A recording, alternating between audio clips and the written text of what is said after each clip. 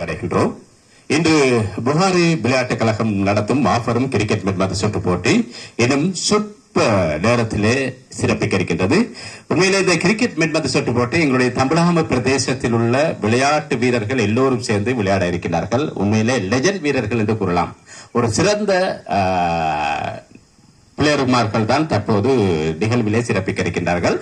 அந்த வகையில் எங்களுடைய அழைப்பை ஏற்று தற்போது வருகை தந்திருக்கின்றார்கள். இளைஞர் சேவை உத்தியோகத்தர் எங்களுடைய மதிப்புக்குரிய ஜாபிர் சேர் அவர்கள் தற்போது வருகை தந்திருக்கின்றார்கள். அவர்களை நாங்கள் சந்தோஷமாக அன்போடு வரவேற்கின்றோம். அத்தோடு